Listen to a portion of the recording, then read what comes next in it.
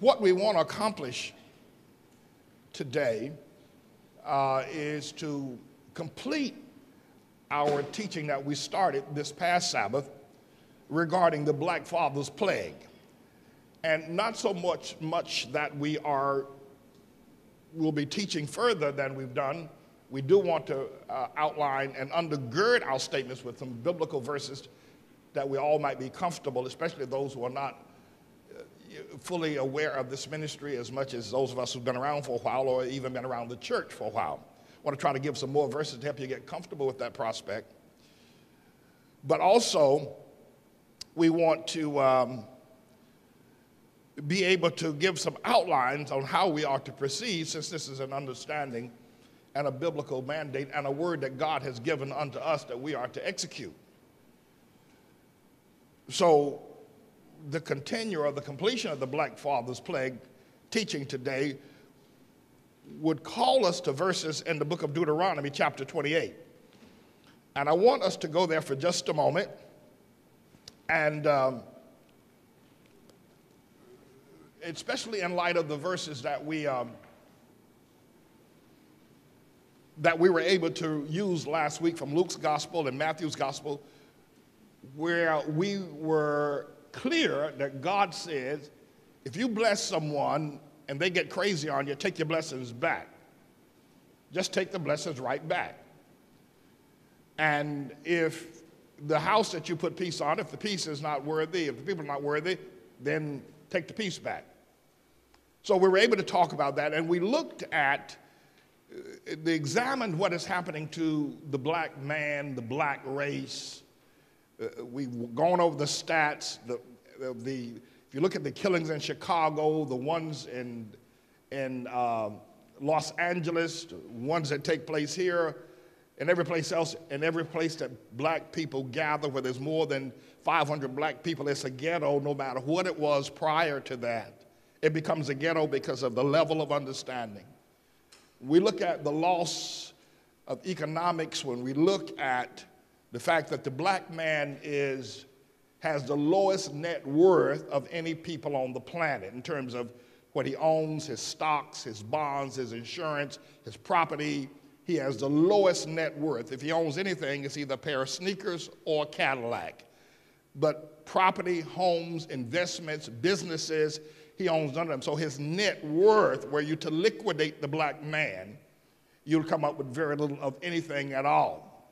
And that's a scream in relationship to the fact that we're in the richest nation on the planet, the richest nation that ever was, and yet the net worth is as it is. And then, of course, we've outlined what the black religion is and how every black person subscribes to it except for me.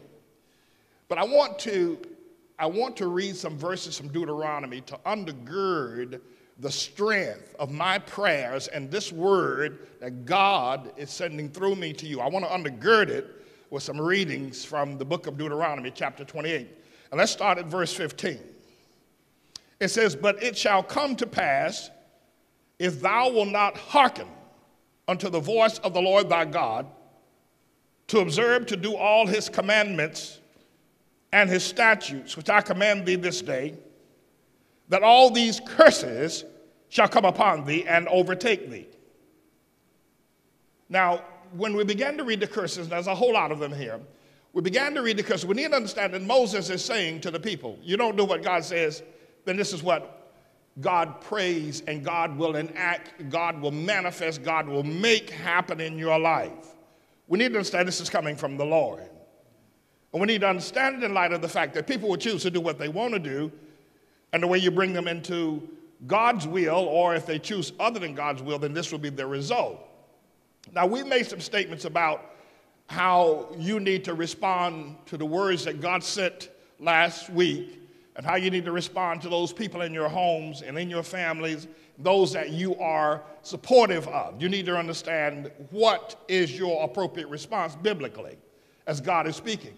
That we need to stop this black death. We need to stop these men making babies and not taking care of them. We need to stop the fact that 7 out of every 10 households are headed by women.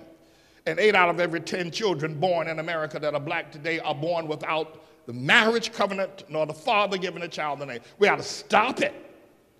It needs to stop.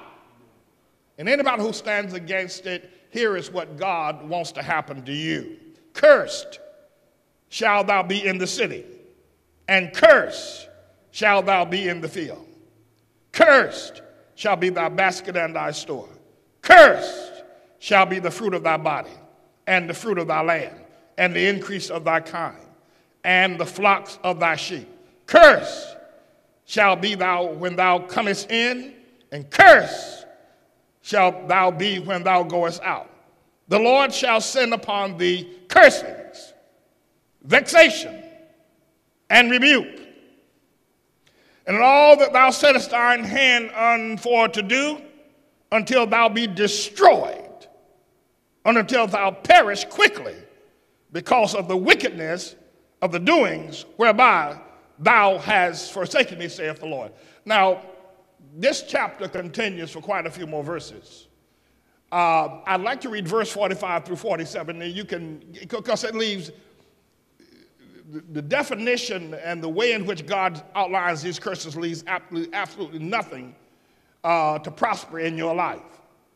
And that's the word that God wants to say to the women, mothers, and everybody who supports these worthless cowards, these minimum wage Mac daddies, these pimps of their own mamas. God wants you to understand this. This word is for you. Verse 45 says, moreover, all these curses shall come upon thee and shall pursue thee and overtake thee till thou be destroyed, because thou hearkenest not unto the voice of the Lord thy God, to keep his commandments and his statutes, which he hath commanded thee. And I'm going to give you some commandments. I'm going to give you the command that Obama laughed at, the one he thought was funny. The command that says, if you have a son, and you keep taking him, telling him every day, take out the garbage, and you don't do it,